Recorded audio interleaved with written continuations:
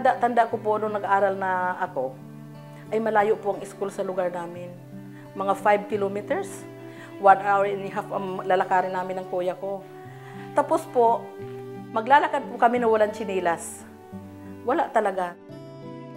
Sa kabila ng kahirapan ay kinakitaan ng talino at pagpupursigi sa pag-aaral si Nelly. Bata pa lamang ay pangarap na niyang maging guro. Ngunit dahil sa lumang paniniwala ng kanyang magulang ay huminto siya sa pag-aaral. Ang katwiran ni nanay, kahit magdidid tayong asin, total marunong ka nang bumasa at magpirma, okay na yun anak, ganun ang patakaran ng mga matatanda noon sa probinsya. Sa madaling salita, nung 15 years old ako, umibig ako.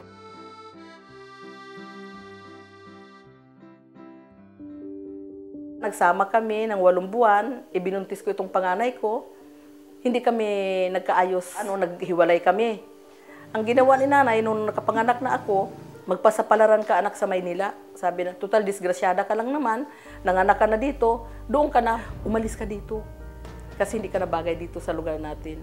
Magpasapalaran ka sa Maynila. Pinasok ako ng primero sa kantin, nagustuhan ako ng amo ko. Matapos ang 2 taong pagtatrabaho sa Maynila, ay pinauwi si Nelly ng kanyang ina sa kanilang probinsya. Pagdating ko sa amin, may nakilala akong lalaki.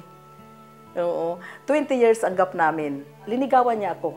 Sabi ko, may anak na ako. Sabi niya, alam ko ang background mo lahat ni. Sabi niya, kung gugustuhin mo ako, mahal kita, gusto kita, pakasalan kita.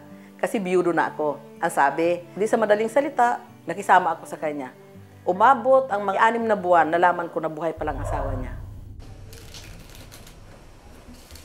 Sa kabila nito ay nagpatuloy ang relasyon nilang dalawa at nagsama sila sa Maynila. Sa pagkakataong ito ay hindi na alam ni Nelly kung paanong bubuhayin ang kanilang 3 anak at nalulong siya sa bisyo at sugal.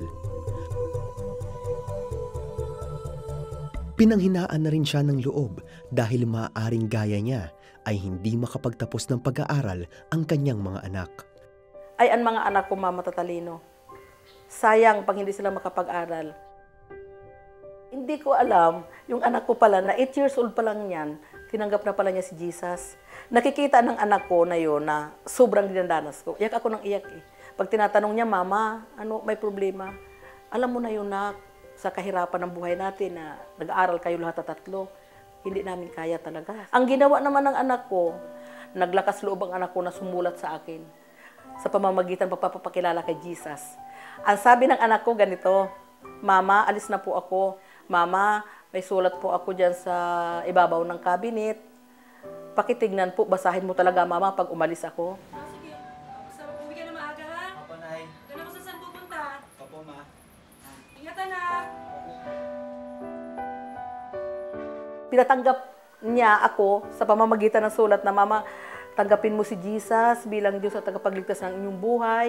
May buhay ka, Mama, na walang hanggan. Kasi sabi niya, Mama, tumawag ka lang sa Kanya. Manalangin ka po, hingi ka ng kapatawaran sa Panginoon sa mga nagawa mong kasalanan.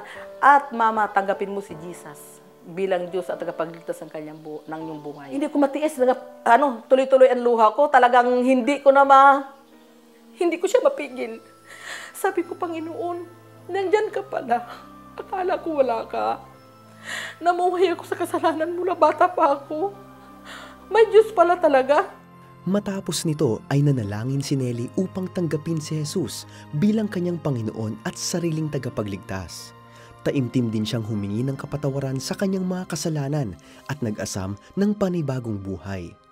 Ngunit, hindi pa rin naging madali para sa kanya na talikuran ang mga bisyong nakasanayan.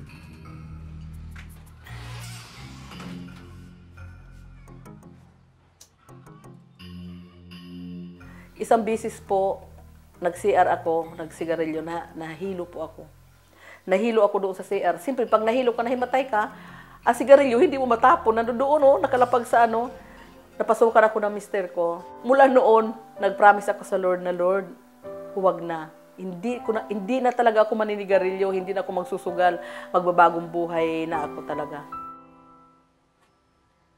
Naging totoo sa kanyang pangako si Nelly at nagsimulang mamuhay ng matuwid. Sa tulong ng Diyos at pagsusumikap nilang mag-asawa ay napagtapos nila ang kanilang mga anak.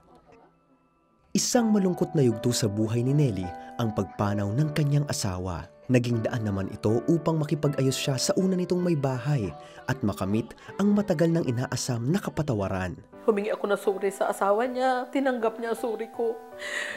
In-treat kami na sobrang pagmamahal. Hanggang sa ngayon, close kami ng mga anak niya. Itong naranasan ko ngayon, alam ko na ang Panginoon kasama ko. Kasama ko siya talaga. 10 ng aking mga mahal sa buhay. At ang gusto ko pa po sabihin, yung mga kapatid ko na noon, nasama-sama kami na kumakain na walang kutsara, purihin ang Panginoon, nakakilala lahat kami sa Panginoon, at gumanda po ang mga buhay namin lahat.